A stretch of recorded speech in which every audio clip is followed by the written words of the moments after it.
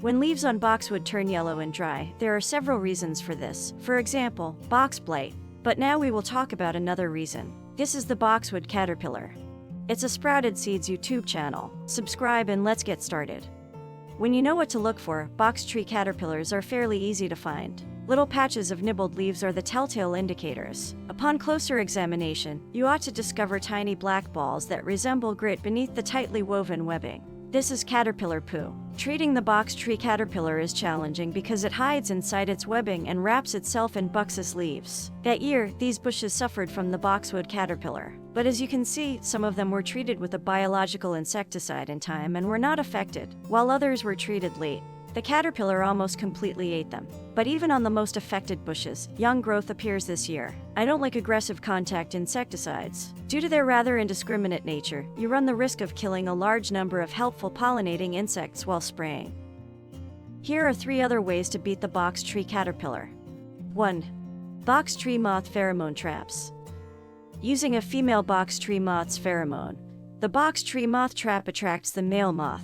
There will be no opportunity for the male moths in the trap to procreate. To guarantee that the male moths won't be flying again, partially fill the trap with water and add a small amount of dishwashing liquid. When a new breeding cycle is about to begin and the male box tree moths become active, the pheromone traps serve as an early warning system. This is a good time to spray your boxwood.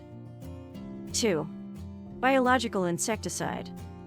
The most efficient biological insecticides for controlling box tree caterpillars are those that are derived from the Bacillus thuringiensis bacterium. The most talked about is Zentari. When a caterpillar consumes a box leaf that has been treated with biological insecticide, it will soon stop feeding. The biological insecticide only affects the caterpillars that eat the treated leaves. It has no effect on other insects. When birds consume the dead caterpillars following biological insecticide, they do not suffer any harm. As soon as you notice caterpillars or your pheromone traps begin to fill with male box tree moths, apply the biological insecticide. The treatment is only effective for about 10 days as it is broken down by UV light, so you may need to reapply more than once when the caterpillars are active.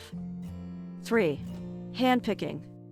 The best way to manage the caterpillar population is to manually remove and dispose of them. However, it's also the most time-consuming method. If you find squashing caterpillars to be repulsive, a good way to bid them farewell is to drop them into a bucket of water. Pheromone traps will work to some extent, but if we combine this with biological insecticide treated or hand picking, we might actually be able to affect the box tree caterpillar.